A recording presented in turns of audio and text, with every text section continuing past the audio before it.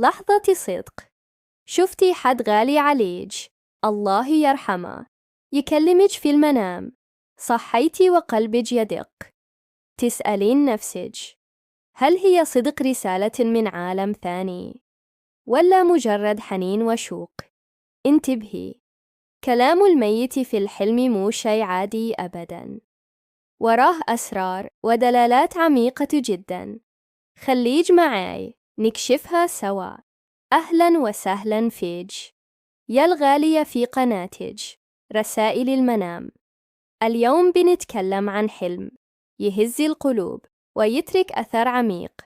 لما الشخص المتوفى، الله يرحم موتانا جميعاً، يظهر لنا في المنام ويتكلم معانا، هل هذا الكلام له معنى؟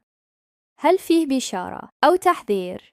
إذا هذه أول مرة تشوفين قناتنا، اشتركي الحين وفعلي جرس التنبيهات علشان تكونين أول من يعرف تفسير أحلامه. بنتعمق اليوم في تفسير حلم الميت يتكلم مع الحي ونكشف أهم الرسائل اللي ممكن يكون حاملها لج. أول شيء خلونا نعترف بقوة هذا النوع من الأحلام. لما نشوف شخصاً فقدناه يرجع يتكلم معانا في المنام، المشاعر تختلط، فرح، حزن، شوق، قلق، وأحياناً خوف. هذا الإحساس طبيعي جداً، لأن الموت يفصلنا عن أحبائنا في الواقع، فتصير الأحلام هي المنفذ الوحيد لهذا النوع من اللقاء. لكن هل كل كلام الميت له تفسير واحد؟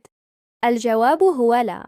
في كثير من الحالات، كلام الميت في المنام يكون رسالة خير وطمأنينة. نعرف هالشيء من حالة الميت ومضمون كلامه.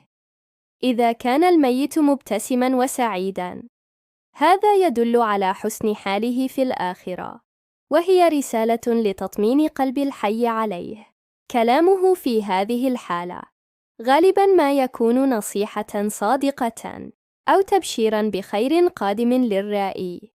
إذا أعطاك الميت شيئاً محبوباً مثل الطعام، المال، أو هدية، فهذه بشارة بالرزق الواسع أو تحقيق أمنية أو حصول منفعة لم تكن في الحسبان. إذا أخبرك بشيء صحيح يحدث فعلاً، فهذا دليل على صدق الرؤيا، لأن الميت في دار الحق، وكثير من كلامهم يكون حقاً.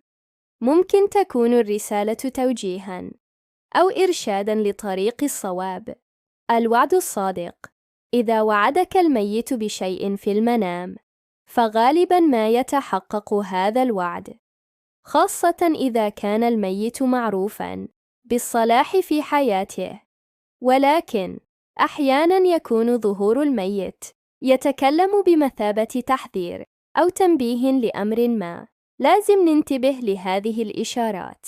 إذا كان الميت عابساً أو غاضباً، قد يدل ذلك على عدم رضاه عن تصرفات الرائي أو وجود خطأ يرتكبه الحي يجب التوقف عنه. قد تكون أيضاً إشارة إلى تقصير الرائي في حق الميت، كالدعاء أو الصدقة. إذا طلب الميت شيئاً مثل الطعام، الشراب، أو سداد دين، فهذا غالباً ما يكون طلباً حقيقياً للصدقة الجارية على روحه، أو تذكيراً بدين فعلي لم يسدد. إذا حذرك من شخص أو أمر معين، فخذ هذا التحذير بجدية، وحاول أن تتحرى الأمر في الواقع. قد يكون فيه نجاة لك من شر. إذا أخذ الميت شيئاً منك أو أخذك معه، هذه الرؤيا قد تكون غير محمودة وتدل على الفقد أو الخسارة، أو حتى دنو الأجل في بعض التفسيرات. نسأل الله العافية. ومن زاوية علم النفس، ظهور الميت في المنام وكلامه معك يمكن أن يعكس حالتك النفسية والعاطفية، الشوق والحنين، العقل الباطن يستدعي صورة الميت وكأنه يتكلم كوسيلة لتخفيف ألم الفراق وإعادة الشعور بالقرب منه. الشعور بالذنب أو الأمور العالقة. إذا كانت هناك أمور لم تحسم أو كلمات لم تقل قبل وفاة الشخص، فقد يظهر في الحلم ليعبر عن هذه المشاعر المكبوتة لدى الرائي. البحث عن الإرشاد في أوقات الحيرة والقرارات الصعبة. قد نحلم بالميت، خصوصاً إن كان شخصاً حكيماً أو قريباً جداً، وكأنه يقودنا أو يقدم لنا النصح، وهذا يعكس حاجتنا الداخلية للدعم والتوجيه.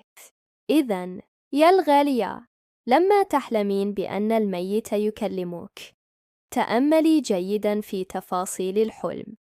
كيف كانت هيئة الميت؟ ماذا قال بالضبط؟ وما هو شعورك العام أثناء الحلم وبعده؟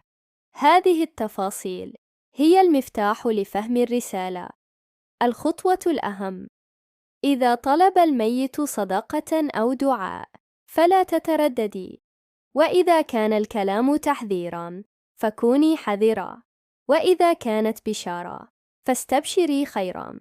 وفي كل الأحوال، تذكري أن تدعي لأمواتنا بالرحمة والمغفرة. شاركيني تجربتك في التعليقات تحت. هل حدث معك هذا الحلم؟ وماذا كان كلام الميت؟ تفاعلكم يثري القناة ويفيد الجميع. وإذا استفدت من الفيديو، لا تنسين اللايك والاشتراك في قناة رسائل المنام. نلتقي في تفسير جديد.